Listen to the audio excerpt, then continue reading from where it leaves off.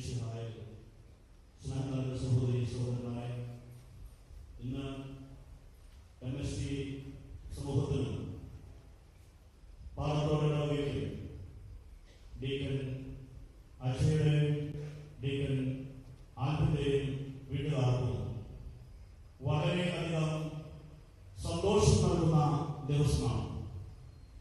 വ്യക്തിപരമായി എനിക്കും ഈ ശുശ്രൂഷയിൽ വളരെ വലിയ സന്തോഷമുണ്ട്. ഞാൻ വളരെയധികം സ്നേഹിക്കുകയും ആദരിക്കുകയും ചെയ്യുന്ന എൻ്റെ ഗുരുഭൂതരോടൊപ്പം ഈ മേൽപ്പെട്ട ശുശ്രൂഷ അർപ്പിക്കാൻ സാധിക്കുന്നത് വലിയൊരു ഭാഗ്യമായി ഞാൻ കരുതുന്നു. ഞാൻ സെമിനാരി പരിശീലനം പൂർത്തിയാക്കിയ അതേ സെമിനാരിയിൽ വലിയ പരിശീലനം പൂർത്തിയാക്കിയ ഈ വൈദിക വിദ്യാർത്ഥികൾക്ക് കർത്താവിന്റെ നാമത്തിൽ പൗരോഹിത്യ അഭിഷേകം നൽകുവാൻ ഭാഗ്യം ലഭിച്ചതിൽ ഞാൻ ഏറെ സന്തോഷിക്കുന്നു. മറുവശത്ത് ഈ രണ്ട് വീരന്മാരെയും അവരുടെ മാതാപിതാക്കളെയും സഹോദരങ്ങളെയും കാണുമ്പോൾ ഞാൻ അത്ഭുതപ്പെടുന്നു. ഇത്രയേറെ വിമർശനങ്ങളുണ്ടായിട്ടും, ഇത്രയേറെ വെല്ലുവിളികളുണ്ടായിട്ടും, ഇത്രയേറെ പ്രതിസന്ധികളുണ്ടായിട്ടും ഇന്നും വൈദികരാകാൻ യുവാക്കൾ കടന്നു വരുന്നുണ്ടല്ലോ എന്ന് ഞാൻ അത്ഭുതത്തോടെ ഓർക്കുന്നു. മറ്റു രീതിയിൽ ജീവിക്കാൻ വിവാഹമുണ്ടായിട്ടും, ഉന്നതമായ വിദ്യാഭ്യാസം ഉണ്ടായിട്ടും, UK-യും കാനഡയും ഓസ്ട്രേലിയയും എല്ലാ സൗഭാഗ്യങ്ങളോടുകൂടി മാറി വിളിച്ചിട്ടും ഈ ചെറുപ്പക്കാർ എന്തിനാണ് ഈ തിരസ്കരണത്തിന്റെ ശൂന്യവൽക്കരണത്തിന്റെ ജീവിതം തിരഞ്ഞെടുക്കുന്നത് എന്ന് നമ്മൾ ഓർക്കേണ്ടിയിരിക്കുന്നു. തങ്ങളുടെ മക്കളെ വളർത്തി വലുതാക്കി പഠിപ്പിച്ച തങ്ങളുടെ കുടുംബത്തിന് വേണ്ടി കാത്തു സൂക്ഷിക്കാതെ കർത്താവിന്റെ വെല്ലുവിളിയിലേക്ക് കയറ്റിവിടുവാൻ എങ്ങനെ ഈ മാതാപിതാക്കൾക്ക് ധൈര്യം ലഭിച്ചുവെന്ന് ഞാൻ ചിന്തിക്കുകയാണ്. ഇവരെ കുറിച്ച് ചിന്തിക്കുമ്പോൾ എനിക്ക് തോന്നുന്നത് കർത്താവ് ഇവരെ സ്വന്തമാക്കിയതുകൊണ്ട് തങ്ങളെ സ്വന്തമാക്കിയ കർത്താവിനെ സ്വന്തമാക്കാൻ വേണ്ടി അവർ തങ്ങളെ തന്നെ സമർപ്പിക്കുകയാണ്. മത്തായി സുവിശേഷം 13-ാം അധ്യായം 45 മുതൽ 46 വരെ വായിച്ചാൽ നമുക്ക് മനസ്സിലാക്കാൻ സാധിക്കും. വയലിൽ ഒളിഞ്ഞിരിക്കുന്ന നിധി കണ്ടെത്തിയവൻ, ഏറ്റവും വിലപ്പെട്ട രത്നം കണ്ടെത്തിയവൻ തന്റെ സമ്പത്ത് മുഴുവൻ വിറ്റ് സന്തോഷത്തോടെ പോയി അത് സ്വന്തമാകുന്നു. നീണ്ട 12 വർഷത്തെ പരിശീലനത്തിനും പ്രാർത്ഥനയ്ക്കും ധ്യാനത്തിനും ശേഷം ഏറ്റവും വിലയേറിയ ആ രത്നം കണ്ടെത്തിയതുകൊണ്ട്, വിലപ്പെട്ട നിധി കണ്ടെത്തിയതുകൊണ്ടാണ് അവർ എല്ലാം ഉപേക്ഷിച്ച് സന്തോഷത്തോടെ കർത്താവിനെ അനുഗമിക്കുന്നത് എന്ന് ഞാൻ മനസ്സിലാക്കുന്നു. ഈ ലോകത്തിന്റെ സ്നേഹത്തെക്കാളും, ഈ ലോകത്തിലെ മനുഷ്യരുടെ സ്നേഹത്തെക്കാളും ശ്രേഷ്ഠമായ ലഹരി പിടിപ്പിക്കുന്ന ഈശോയുടെ സ്നേഹം അവർ അനുഭവിച്ചതുകൊണ്ടാണ് എല്ലാം ഉപേക്ഷിക്കാൻ അവർക്ക് ധൈര്യം കിട്ടിയതെന്ന് ഞാൻ ചിന്തിക്കുന്നു. ഈശോയുടെ രീതികൾ ലഹരി പിടിപ്പിക്കുന്നതാണ്. ഈശോയുടെ രീതികൾ വ്യത്യസ്തമാണ്. ലോകത്തിന്റെ മനസ്സാക്ഷിയെ ചോദ്യം ചെയ്യുന്നതാണ്. ലോകത്തിന്റെ വഴികളിൽ നിന്ന് വേർതിരിക്കുന്ന ഈശോയുടെ ഈ വ്യത്യസ്തത മനസ്സിലാക്കാൻ സാധിച്ചാൽ പൗരോഹിത്യ ജീവിതം ആകാശത്തിന് കീഴെ ഒരു മനുഷ്യൻ ജീവിക്കാമെന്ന് വെച്ച് ഏറ്റവും ശ്രേഷ്ഠമായ ജീവിതമായിരുന്നു.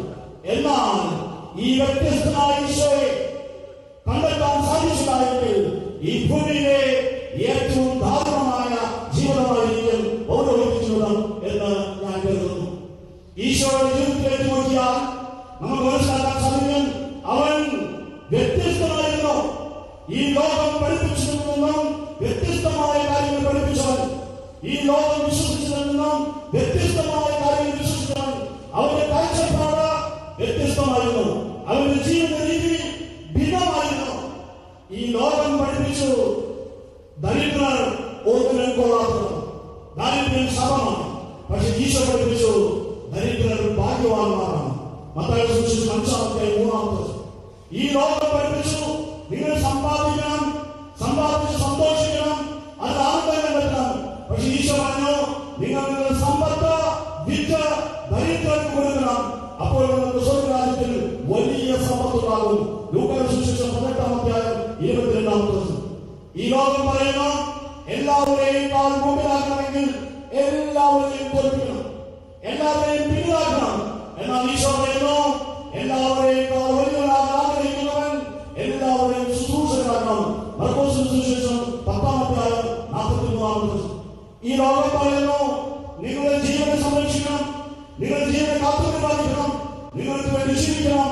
പക്ഷെ ഈശോ പറയുന്നു ആരെങ്കിലും സ്വന്തം ജീവനെ സംരക്ഷിക്കാൻ പരിശ്രമിച്ചാൽ അവർ നഷ്ടപ്പെടുത്തും. ആരെങ്കിലും എന്നെ പ്രതി സ്വന്തം ജീവൻ നഷ്ടപ്പെടുത്തിയാൽ അവർ അത് കണ്ടെത്തും.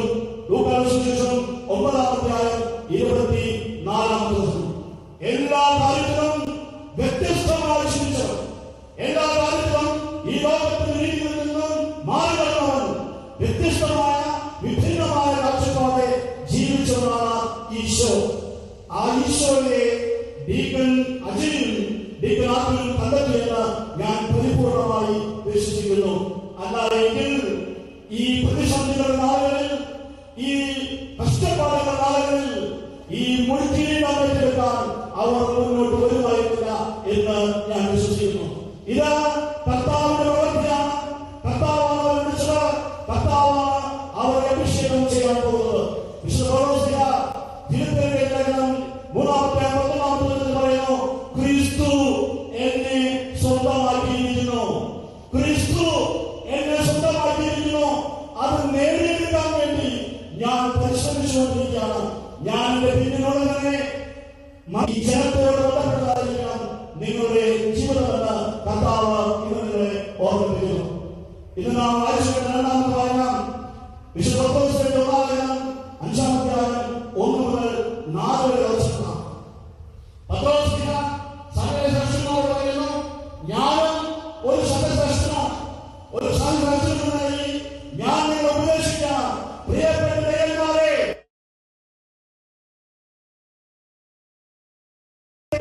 വളരെ ഹ്രസ്വമായ എന്നാലെ പരിപാലിക്കുന്നു.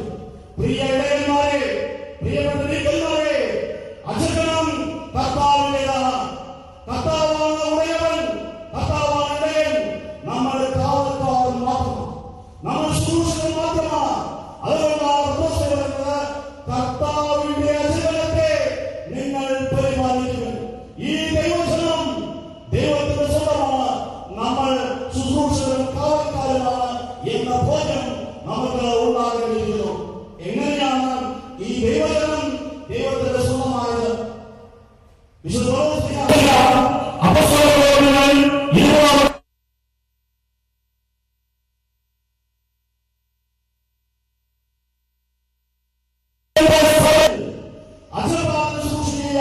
നിയോഗിക്കപ്പെട്ടതാണ് നിങ്ങൾ.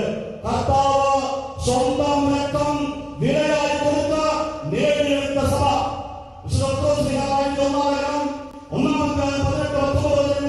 ഇക്കാര്യം ഓർമ്മിപ്പിക്കുന്നു.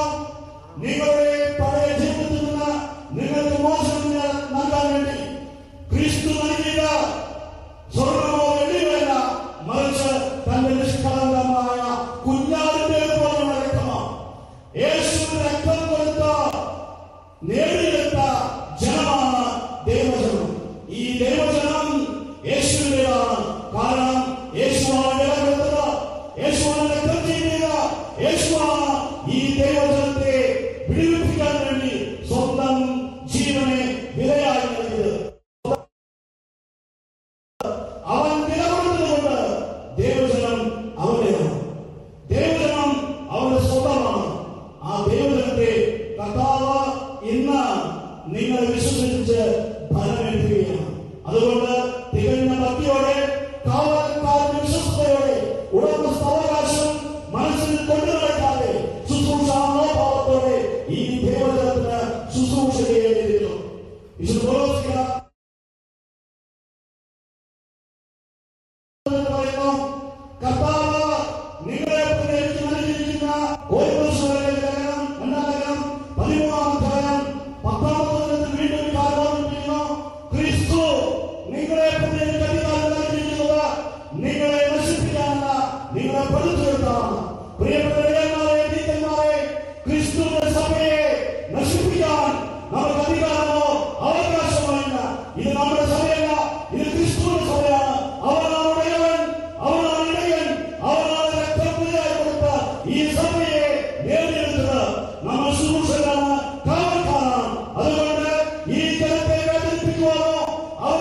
ശിക്ഷിക്കുവാനോ അവരെ നശിപ്പിക്കുവാനോ നമുക്ക് അധികാരമില്ല.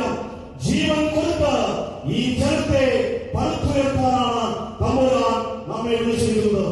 പ്രിയപ്പെട്ട ലീഗന്മാരെ, ഈ ജനത്തിന് വേണ്ടി സഹിക്കാൻ, ഈ ജനത്തിന് വേണ്ടി ബലിയർപ്പിക്കാൻ, ഈ ജനത്തിന് വേണ്ടി കുരിശെടുക്കാൻ നിങ്ങൾക്ക് സാധിക്കട്ടെ.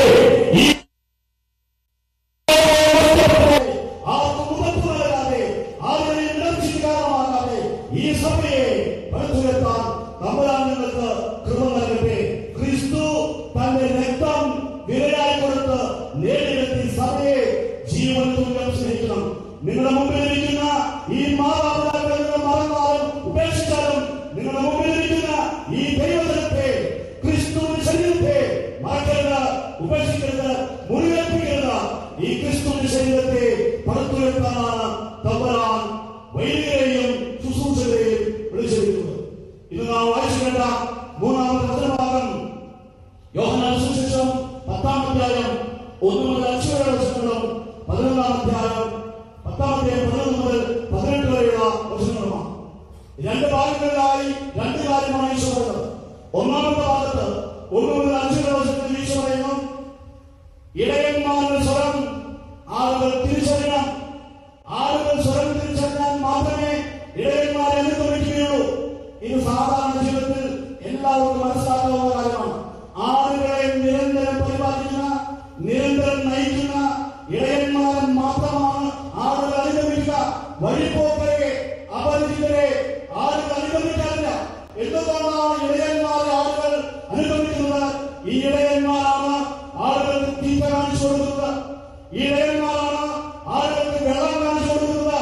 ഈ ഇടയന്മാരാണ് ആളുകൾക്ക് അപകടങ്ങൾ ഉണ്ടാകുമ്പോൾ, വന്യമൃഗങ്ങൾ വരുമ്പോൾ മുന്നറിയിപ്പ് കൊടുക്കുന്നത്.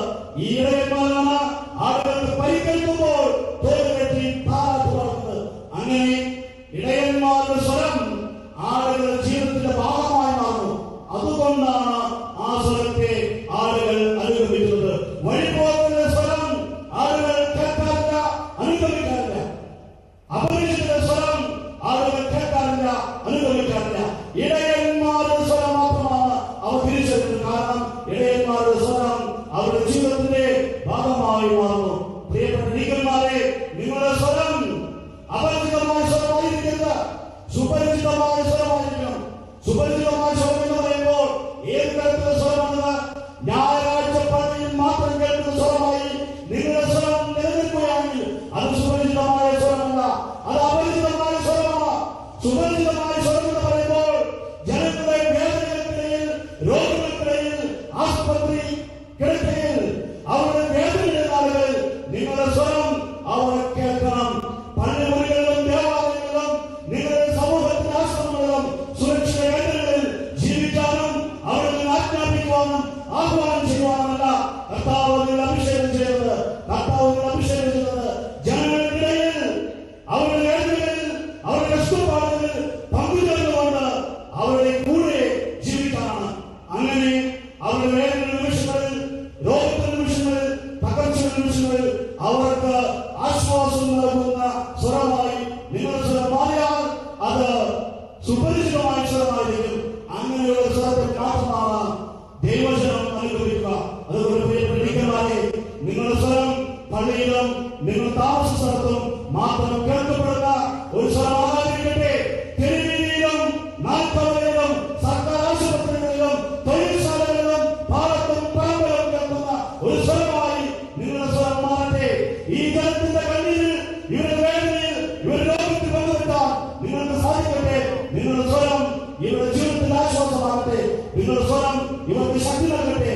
അങ്ങനെയുള്ള സ്വരത്തിൽ മാത്രമേ ദൈവജനം അനുഭവിക്കുകയുള്ളൂ.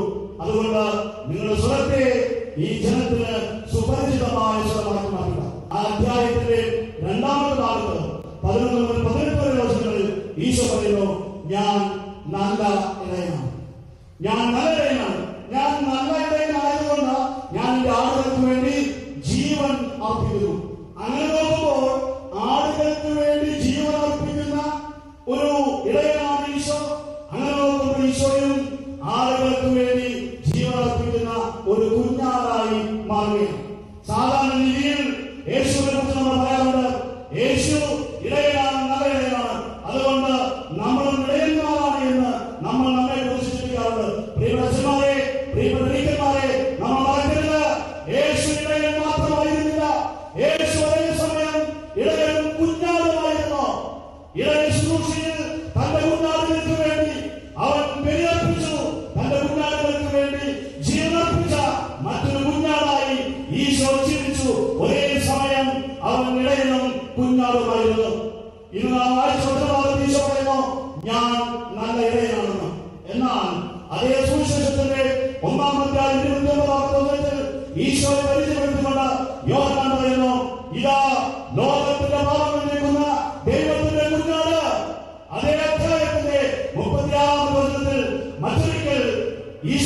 കൊടുത്തുകൊണ്ട് സ്നാപയോഹന്നാൻ പറയുന്നു, ഇതാ ദൈവത്തിന്റെ കുഞ്ഞാട്.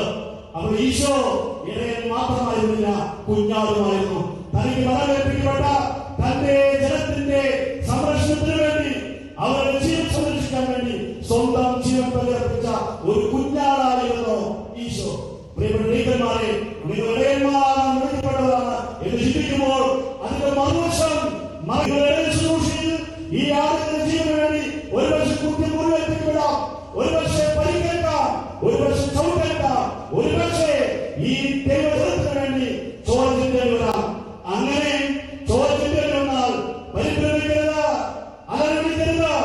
ഇത് എന്റെ ശുശ്രൂഷയുടെ മറുഭാഗമാണെന്ന് ചിന്തിക്കാൻ സാധിക്കും. ഞാൻ ഇടയനാണ്, അതുകൊണ്ട് തന്നെ ഞാൻ കുഞ്ഞാടുമാണ്. വേദനിക്കുമ്പോൾ, മുറിവേൽക്കുമ്പോൾ ഞാൻ കുഞ്ഞാടായി എന്റെ ഇടയശുശ്രൂഷ ചെയ്യുകയാണെന്ന് ചിന്തിക്കാൻ മറക്കരുത്.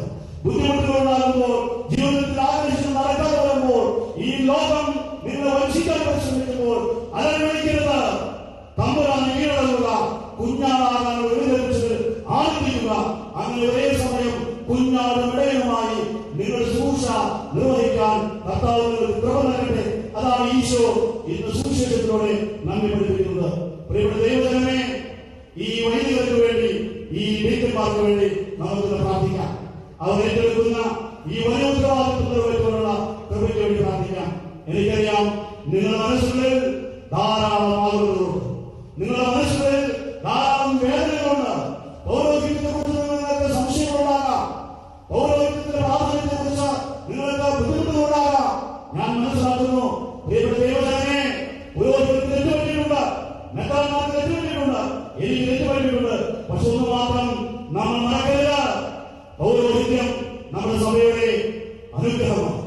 പൗരോഹിത്യം നമ്മുടെ സഭയുടെ വലിയ അനുഗ്രഹമാണ്. അതുകൊണ്ട് ഈ പൗരോഹിത്യത്തെ നമ്മൾ സ്നേഹിക്കണം. പുരോഹിതർക്ക് പലപ്പോഴും തെറ്റുപറ്റിയിട്ടുണ്ട്. പക്ഷെ ഒരു കാര്യം മനസ്സിലാക്കണം, പൗരോഹിത്യം ഇന്നും നിലയുള്ളതാണ്. പൗരോഹിത്യം എന്ന് നിലനിൽക്കും. ഞാനൊരു ചെറിയ ഉദാഹരണം പറയാം. നമ്മൾ എല്ലാവരും ഏതോ ഒരു രീതിയിൽ ഏതോ ഒരു സമയത്ത് വൈദ്യശാസ്ത്രത്തെ ആശ്രയിക്കുന്നവരാണ്. നമ്മുടെ രോഗങ്ങൾക്ക് വേണ്ടി, നമ്മുടെ ചികിത്സയ്ക്ക് വേണ്ടി നമ്മൾ വൈദ്യശാസ്ത്രത്തെ ആശ്രയിക്കാറുണ്ട്.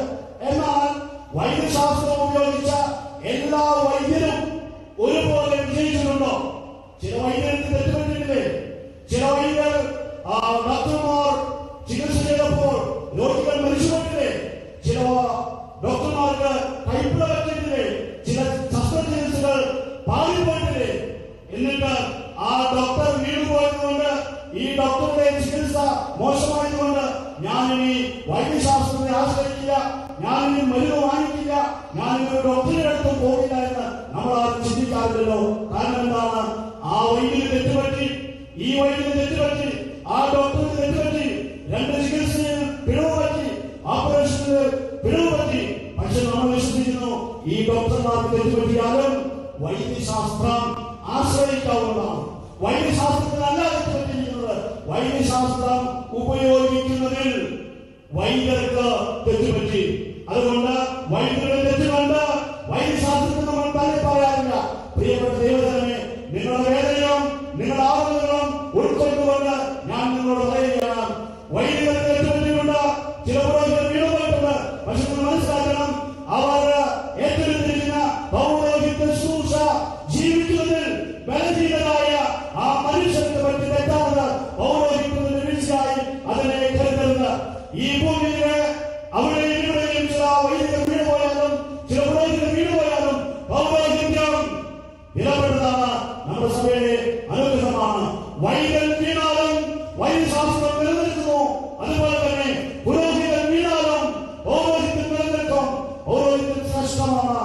അതുകൊണ്ട് തന്നെയാണ് 2000 വർഷങ്ങൾ കഴിഞ്ഞിട്ടും തകർക്കാൻ പരിശ്രമിച്ചിട്ടും ഇല്ലാതാക്കാൻ പരിശ്രമിച്ചിട്ടും ഈ പൗരോഹിത്യം ഇന്നും നമ്മുടെ സഭയിൽ നിലനിൽക്കുന്നത്.